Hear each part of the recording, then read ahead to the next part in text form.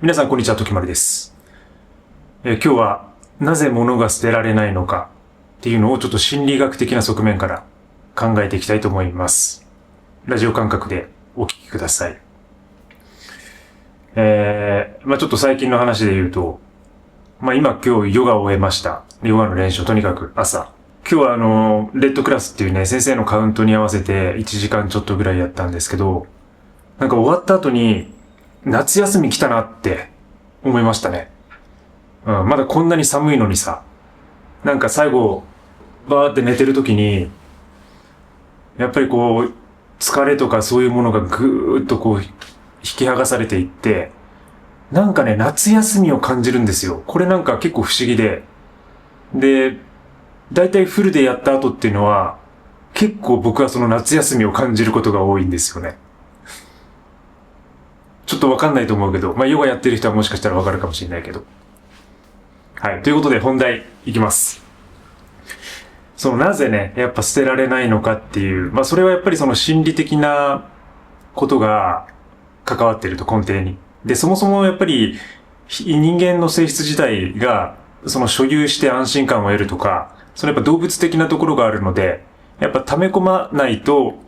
自分の将来の生命の危機に関わるみたいなところが、やっぱり最初、遺伝子的にプログラムされているんでしょうね。それがまず根底にあります。で、実際にその心理学的な側面で言うと、5つくらい、5個ぐらいですね。捨てられない働きがあるんじゃないかっていうところで、一つはやっぱり所有効果。エンドーメントエフェクトって言われるらしいんですけど、所有効果っていうのがやっぱりあります。で、これは一旦自分の所有物になったものを、その価値よりも高く判断してしまうっていう風な、そういう現象です。これは皆さんも多分経験ないですがね、一旦所有したもの、買ったものに対して、買った時、実際のそのものの価値よりも、これは自分が選んで買ったんだとか、これは自分が頑張ってお金を貯めて買ったものだっていうことで、買った瞬間に、自分が所有したっていうところで、そのものの価値がぐんと上がってると。まずね、第一前提として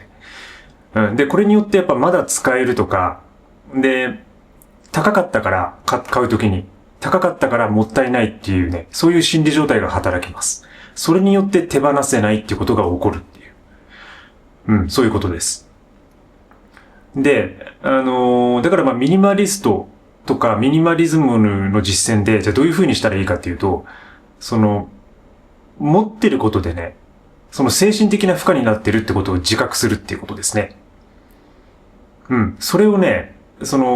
価値に組み込むっていうか、自分が持ってるものを、所有した時点で所有効果が働いて、それに対して自分が過大評価しているっていうことを意識すること。それによって、実際のね、その物の価値っていうのを冷静に見ることができると、これは、もったいないし、買った時ものすごく苦労したけども、でも実際の価値よりも今使ってないから捨てられるっていう、そういう判断ができるようになる。なのでまず一つは所有効果を考えるっていうことです。で、二つ目は損失回避のバイアスがかかるっていうこと。で、これは人間っていうのは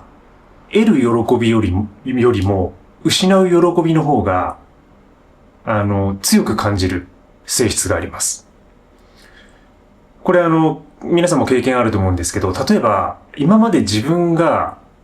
得たものよりも、失ったものの方が記憶に残ってるってことないですか？自分だったら結構楽器をね、今までいろいろ買ってきたんですけど、昔ずっと音楽やってたんで。で、買った楽器っていうのは、買った楽器っていうか楽器を、手放した時の記憶、失った時の記憶の方がやっぱ残ってるんですよね。で、頭の中にもうポンポンポンとすぐ出てきます。どのギターなのかっていうのが。どのメーカーで、どういう風にしてそれを手放してしまったのかみたいな、失ってしまったのか、みたいなものが出てくる。それだけやっぱ結構記憶に結びついてるんですよね。だから、失う痛みみたいな方が、やっぱり強く感じる性質があるんですよ。これはもう根本的に人間の脳の仕組みとして。だから、捨てるってことがその恐れとか恐怖につながっているってことです。そのまま。それによって捨てられない状態が起きていると。だからまあ損失を回避するっていう風な方向性、そういう力が勝手に働いているってことですね。で、これをじゃあどういう風にミニマリズム的なアプローチで回避していくかというと、捨てるっていうことを得るっていうね、ことに再定義していくってことです。で、これどういうことかというと、まあ、捨てることによって得るっていうことを再定義する。つまり、じゃあこれを捨てることで、この空間ができて、私はこの広い空間を手に入れることができるっていうふうに考えるんですよ。そう。だからその捨てることが、ネガティブなことではなくて、ポジティブだっていうふうに転換していくってことです。あるいはその捨てることで、その空いた時間とか空間ができて、それによって他者とか社会にもっと貢献できるっていうその喜びみたいなものが今度生まれてくる。まあ、例えばですけど、まあもちろんゲーム好きな人は、ゲーム残したままでいいんですけど、例えばゲームをどうしてもやめられない、やめたいのにはやめられないみたいな人がゲームを手放した瞬間に、その空いた時間で他の人と関わったりとか、で、地域社会に貢献できたりとか、なんか新しい活動を始められたりとか、なんかそれによって自分の新しいことを得られるっていうふうに考えるんですよね。捨てることで何かを、また別のものを得ることができる。そういうふうに考えることができると、それを捨てたとしても大丈夫っていうふうな。むしろ自分はそれを捨てることによって何かを得られるんだっていうふうに考えるわけですね。再定義するわけです。そうすることで、その損失回避みたいなもののバイアスが少しずつ薄れていきます。で、捨てられない理由の3つ目は、自己同一化です。これね、僕何度か言ってますね。自分のね、チャンネルでも。まあ、つまり、まあ、英語で言うと self-identity theory っていう、self-identity theory っていうね、言うらしいんですけど、まあ、そういう研究があるらしいんですけど、心理学の分野で。で、やっぱりその人は、物を通して自己を定義しているっていうこと。これはどんだけ物に依存してませんっていう人であっても、やっぱり物によって自分を定義しているってことがあるっていうことです。まあ簡単に言えばこういうね、僕もこういう服、いつも同じ服着てますけど、あとはいつも同じバックパック使ってたり、いつも同じコーヒー飲んでいたり、最近は割と抹茶飲むことが増えてるんですけど、まあでもいつもネスカフェゴールドブレンド飲んでたり、まあそれイコール自分みたいなね。なんか物と同一化してしまうっていう意識が勝手に働きます。で、特にこれはやっぱ思い出の品とか、あとは自分がずっと趣味としてやってきたこととか、それに関する道具とかっていうのは、やっぱりますますですね、自分のアイデンティティと紐づくんですよね。自分もずっとそうでした。まあさっきも音楽の例挙げましたけど。だからやっぱり音楽やってる、この楽器を持ってる自分が俺だみたいな。特にさ、ギタリストとか、まあ、音楽やってる方わかると思いますよ。これは。ギタリストとか、やっぱその自分が使うギターがレスポールなのか、テレキャスターなのか、フェンダーなのか、それともアコースティックなのか、マーティンなのか、ギブソンなのかみたいな。それによって自分のアイデンティティが確立されるじゃないですか。で、ギターの中でもさ、フェンダーの中でもそのテレキャスターなのかとか、あと、ギブソンの中でもそのレスポールなのか、SG なのかとかね。まあ、これもう話したらちょっと止まんないんで、ここでやめときますけど、そういうふうにギターイコール自分だみたいなものがあると。これはもうものすごくよくわかる。それはまあ自己同一化の意識がものすごく働いているってことです。ものに対して。だからこそ、そのものを捨てることによって自分を捨ててるような気がするので、ものが捨てられないっていうことが起きていると。で、これをどういうふうに乗り越えるかというと、ミニマリズムの力っていうのは、その手放すことによって新しい自分を再構築するっていう風な、そういう考え方ができます。だからアイデンティティにつまり紐づいているっていうことは、逆に言えば、その自分がアイデンティティに紐づいているものを手放すことによって、新しい自分っていうものが作られるっていうことです。だからこれは本当に自分が嫌いだとか、自分の方向性に悩んでるとか、そういう人にとっては逆にチャンスで、そのものと同一化しているわけですから、その同一化しているものを処分することによって、新しい自分を定義できたりとか、新しい自分っていうものが作られてくると。まあそれによってまた違うものを手に入れてね、それでそこにこう同一化していくっていうことはあり得るんですけども、でもそれが結局良い方向に行ったらそれでいいじゃないですか。うん。古い自分を捨てて新しい自分になると。そのために同一化していたものを手放していく。だからそういうことが考えられますね。はい。古いアイデンティティから脱却していく。うん。それによってその心理的な壁を乗り越えていくっていうね。結構、深いですよね。これはね。まあ、結構心理学っぽい、まさに心理学的な話だと思いますね、これね。はい。捨てられない理由ね。4つ目。これは、物自体が自分の安全領域と紐づいているっていうことです。安全基地っていう風に言われるらしいんですけど、専門用語ではね。で、これ例えば、過去に不安とかトラウマを持っている人は、そのものによってそのトラウマを乗り越えられるとか、解消できるっていう、そういうものとしてものが働いているっていうことです。で、まあ簡単にわかりやすいのが、例えばぬいぐるみとかですね。これ昔から持ってるぬいぐるみ。で、それを持ってると自分は安らかに眠れるとか、例えば。僕は持ってないですけど。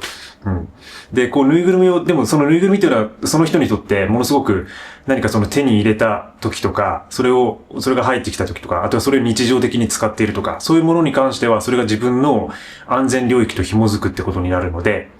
それがあるだけで安心できる。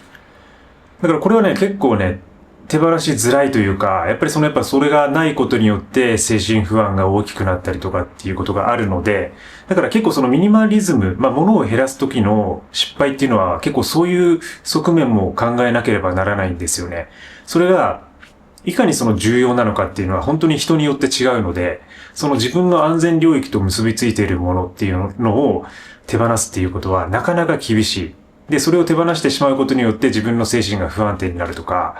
逆に落ち込んでいくとか、そういう風になっては、本末転倒なので、そういうものは捨ててはいけないってことになりますね。じゃあ、これをどういう風に乗り越えていくか。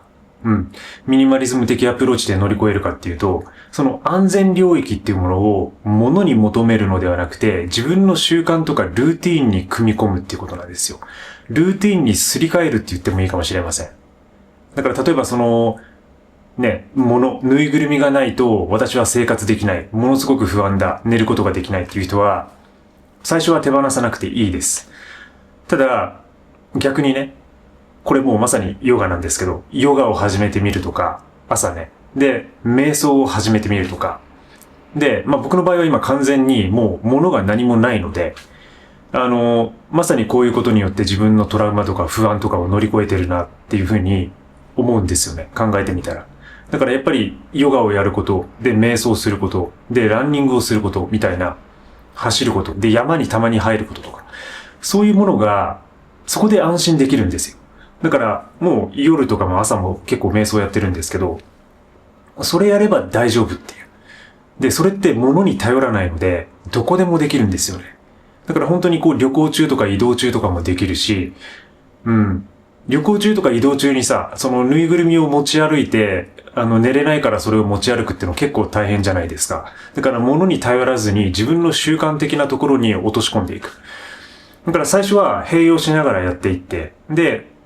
そういうね、自分が集中できるようなアクティビティを見つけたら、そこに集中していくんですよ。で、そうすると、しばらくやってると、じゃあその物っていうのをだんだん遠ざけていくっていうプロセスを経ることができる。で、例えばそのぬいぐるみをだんだんね、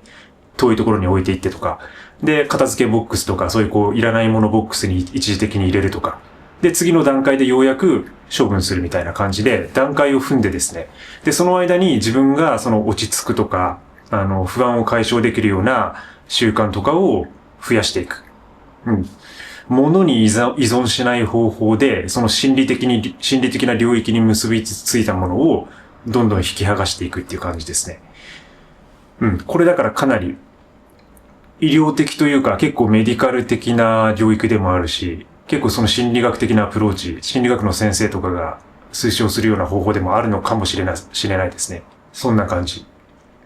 で、5つ目、最後なんですけど、最後は意思決定疲れです。はい。もうこれが結構大きいです。なぜ捨てられないかっていうのは、自分が意思決定疲れをしているから。やっぱ疲れてしまうんですよね。物を捨てるのって。本当にも選ぶだけで疲れるし、なんか整理するだけで疲れるし、どれがいるかないらないかなっていうのを考えるだけで本当に疲れます。これはもう自分も何度もやってきたし、今でもね、やってることなので、その大変さっていうのはすごくわかるし、で、それをね、これから始めようとか、全くやったことがない人にとってはもう本当に、いきなりオリンピックに出るようなね、なんかそれくらいのきつさだと思いますよ。で、やっぱり人はその一日に決断できるエネルギーっていうのが決められてるって言いますよね。だからこそ、そのミニマリズムのアプローチが取られるっていうことはあって、そのスティーブ・ジョブズが同じ服を着るとか、特にそういうね、CEO とかテック系の人たちがなるべく判断を減らすことによって自分のストレスを解消していくってことは、これもうお決まりのパターンですよね。だからそういうふうに意思決定をいかに、しないようにするか。でも何かを手放すにはそれが必要だと。だから、物を手放すことができないっていうことが起きています。で、つまりこれはだから意思決定の負担を軽減していくってことなんですけど、じゃあどうしたらいいかというと、やっぱり一気には無理なので、もう少しずつやっていくっていうことしかこれは答えがないと思いますね。地道に。もう1日1個捨てるとか、多分チャレンジしてる方もいると思うんですけど、1日1個でも捨てる。1日5分だけでも捨てる時間を持つとか、そういうことをやっていけば、本当最初はもう長い長い道のりのように思えるんですけど、気づいたらですね、やっぱどんどん減ってきます。これもう本当に地道にやっていけば確実に物は減っていくので、で、そうなると、いつも言ってるように、100個ぐらいとか、100個以下ぐらいになったら、今度自分の持ち物を全部リスト化してみる。100個ってのがそこまでいかなくていいですけどね。だからとにかくリスト化できるようになったらとにかくリスト化してみて、そしたらもう、勝ちというか、もうリスト化してしまったらもうそれ以上ね、減らしたり増やしたりっていうのはなかなか難しくなるし、で、物の管理もより簡単になるので、その判断疲れみたいな意思決定疲れもしにくくなります。で、自分はシートにもうこれ何年使ったかとか、何ヶ月使ったかとか、で、それを手に入れた時の理由とかね、そういうものを書くようにしているんですよ。だからそれ見るだけで、これは不要か不要じゃないかみたいなのがすぐわかるし、じゃあ何かを入れて、じゃあこれを今度捨てられるなとか、そういうなんていうの、割とその自分の意思決定を外部化するっていうのかな。その書くことによって、やっぱりその理論的にもなるし、外部からそれを眺めることができるので、なんかね、自分で意思決定してる感じじゃないんですよ。もう仕事みたいになってくるんですよね。これはい、3ヶ月経ってる。で、3ヶ月以内に使ってない。じゃあ捨てようっていうね。なんかそういう風な感じになってくるので、つまりそれは、意思決定っていうよりかは、なんか結構ね、ただ考えて、それに、そのある状況に基づいて判断しているっていうだけ。判断はしてるんですけど、でも例えば何もないとこからゼロからね、これいるかいらないかっていう風な、疲れ具合がないっていうことなんですよね。だからそこまで、行かなくてもいいですけど、でもやっぱり、本当に減らしたいなって思ってるのであれば、もう本当に1日1個とかですね、1日5分とか、もうそういうところから、ステップ小さく始めていって、そしたら気づいたら、物は確実に減るので、そういう風にしてやっていくしかないと思いますね。はい。はい。ということで今日は、なぜ物が捨てられないのかっていうことを、ややちょっと心理学的なアプローチで考えてみました。で、やっぱり全てにおいて言えることは今5個紹介してきましたけど、全てやっぱりやると良い方向に行くっていうことなんですよね。で、さっきあったようにそのトラウマと紐づいているものとか、自己のアイデンティティと紐づいているものをどういうふうに解決していくかっていうとこをちゃんと注意しながらやっていけば、間違いなくですね、人生は良くなっていく。で、物が少なくなって気分も良くなって、他の活動に自分の時間を割り振ることができるっていう風な、もう好循環のスパイラルに入ってくるので、ぜひですね、捨てられないって方はね、今のね、5つの話をちょっと思い出してみて、ぜひ実践してみてください。今日も最後までご視聴いただきありがとうございます。それではまた次回の放送で、チャオチャオ。